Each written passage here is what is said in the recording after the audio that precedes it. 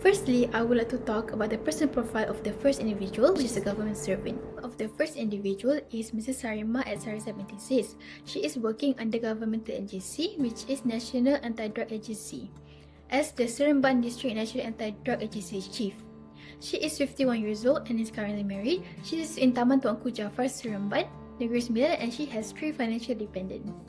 Now, let's talk about the projected retirement needed of Mrs. Sarimah.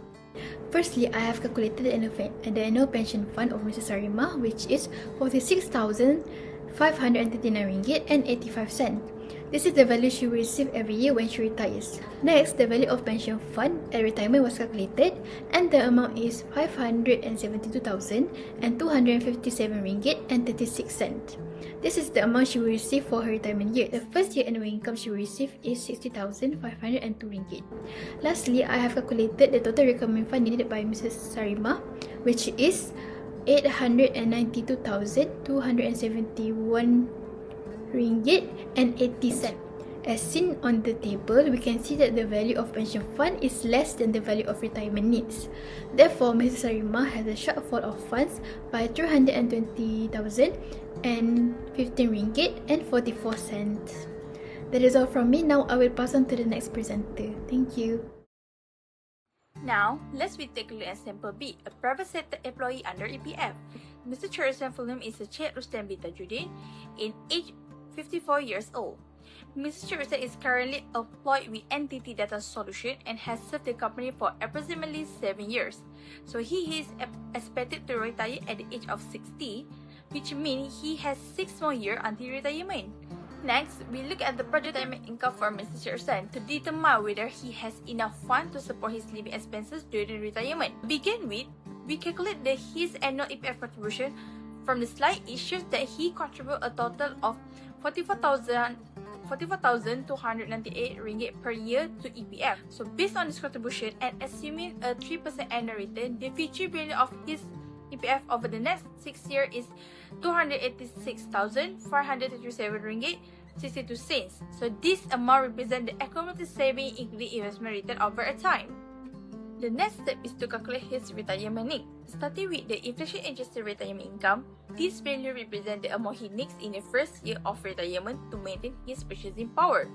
So based on the calculation, his inflation-adjusted monthly income requirement is RM4,344.04, which results in total annual retirement of RM86,880.81.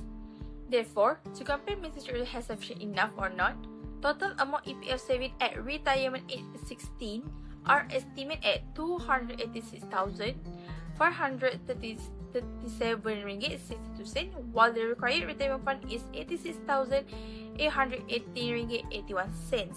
So this indicates a surplus of RM199,656.81. Therefore, EPF saving is sufficient to make his retirement need. Now, I will talk about the advantage of government pension scheme for Mrs. Sarimah. Firstly, Mrs. Sarimah enjoys a stable and guaranteed retirement income as a government servant. She is covered under a defined benefit pension scheme that is fully guaranteed by the Malaysian government. Based on pension calculation, she will receive RM46,000 annually for life.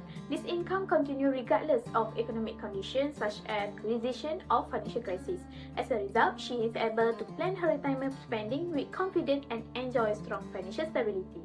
Secondly, the pension scheme carry lower investment and market risk. Mrs. Sarimah does not to worry about the market volatility, post-investment decision, or interest rate changes. Because the government fully manages the pension fund, this protects her retirement income from financial market instability. Then, another important advantage is lifetime income security. Mrs. Sarimah does not face longevity risk, meaning she will continue to receive pension income no matter how long she lives. This provides peace of mind, especially as life expectancy continues to increase. Okay, next, I will talk about the disadvantage of pension scheme. Firstly, although the income is stable, it is not sufficient to meet her full retirement needs. Based on capital liquidation method, Mrs. Sarimah requires RM800,000 to maintain her lifestyle during retirement.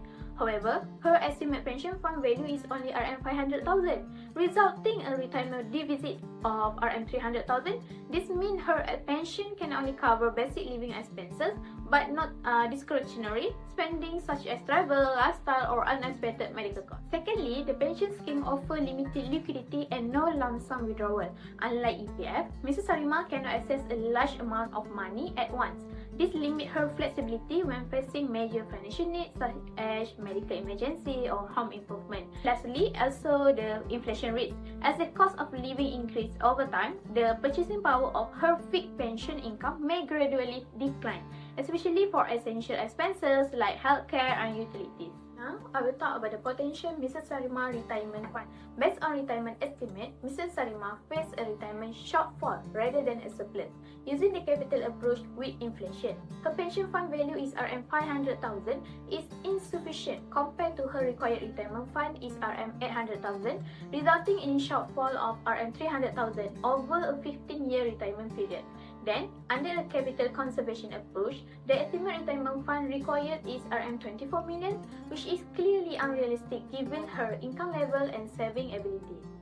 In conclusion, although the government pension scheme provides income stability and protection against the longevity risk, depending solely on the pension is not enough.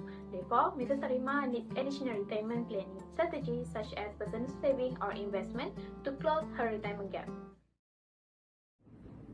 Now, I will present the advantages and disadvantages of the private sector EPF for Mr. Rusdan. There are three main advantages. First, EPF ensures consistent saving. Every month, Mr. Rusdan contributes about RM3,404 and his employer also contribute, resulting in around RM44,000 saved each year. This automatic saving reduces financial stress and ensures he is preparing well for retirement. Second, his EPF saving exceeds his basic retirement needs. By retirement, his balance is expected to reach about RM286,000, while his estimated needs are only RM86,000. This creates a surplus of nearly RM200,000, comfortably covering essentials such as food, utilities, and transportation. Third, EPF is a low-risk government-managed fund with an average annual return of around 3%. This stability protects his savings from major market fluctuation, giving him confidence that his money will be safe and available when needed. However, there are some disadvantages. EPF return may not always beat inflation, estimated at around 2.75% per year, which could reduce purchasing power over 20-year retirement. EPF also provides a lump sum at retirement rather than a monthly pension, meaning careful planning is needed to avoid spending too quickly. Finally, EPF does not directly cover medical expenses, so unexpected healthcare costs could pressure his savings. Based on projection, his EPF shows a clear surplus. The balance is expected to reach about RM286,537, while basic retirement needs are only RM86,880. However, potential shortfall arise when long-term needs, lifestyle, and inflation are considered. Using the capital liquidation approach, he could maintain an annual retirement income of about RM178,850, but this would gradually use up all savings with no buffer for emergency. The capital conservation approach, aiming to preserve the principal, would require over RM737 million, far beyond his current EPF balance. This shows that while basic needs are covered, additional saving or investment are necessary for long-term financial security and comfort. Now, we move to retirement recommendation. For Mrs. Sarimah, the main issue in her retirement planning is the existence of a significant retirement shortfall. Therefore, it is important for her to increase her additional saving and structured investments. She should save consistently and invest in low moderate risk instruments such as ASB and balance funds to help reduce this gap. Next, strengthening financial protection through adequate insurance coverage is crucial, since she will mainly rely on her pension after retirement. Rising healthcare costs could put pressure on her income. Having adequate medical and critical illness insurance can help protect her pension funds and ensure financial security during retirement. In addition, Mrs. Sarimah should optimizing her existing assets to generate additional retirement income. As she owns properties with long-term value, she can generate additional income through rental returns or consider downsizing after retirement. This additional income can help support her living expenses and healthcare needs. For Mr. Cik Rusdan, his financial position is relatively strong as his EPF savings exceed his retirement needs. However, he should continue maintaining and enhancing his retirement savings and investment portfolio by consistently contributing to EPF and allocating part of his investments to growth or equity funds to support long-term sustainability.